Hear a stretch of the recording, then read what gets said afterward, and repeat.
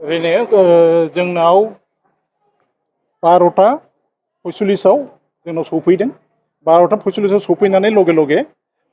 बाय'टेक्न'लजि डिपार्टमेन्टआव मोनसे incubation centre होननाय दङ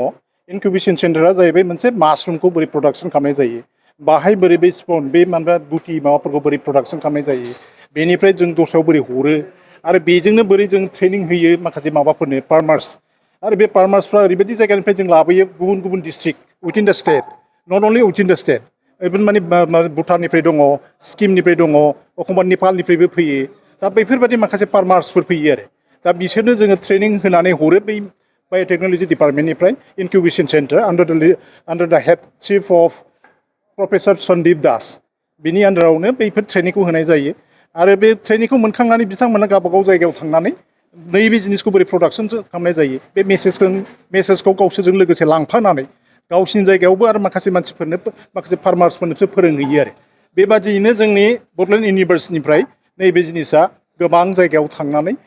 मासरुमखौ जों बोरै प्रडाक्सन खालामनाय जायो बोरै फोनाय जायो बोरै गायनाय जायो बे जिनिसा गोसारनिफ्राय गोसारलांगासिनो दं गोसारनायनिफ्राय गोसारलांगासिनो दं दस्रा स्टेटजों कम्पेयारिं टु द आदार स्टेट्स नैबे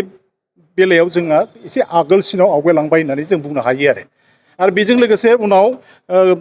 माननीय जोंनि गभर्नरसा जोंनि माबायाव फैयो कनफारेन्स हलाव फैयो कनफारेन्स हलाव फैनायनि सिगां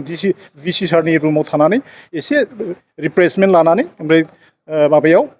कनफारेन्स हलाव फैनानै माखासे जोंनि स्टाफ अफिसार्स बिसोरजों माखासे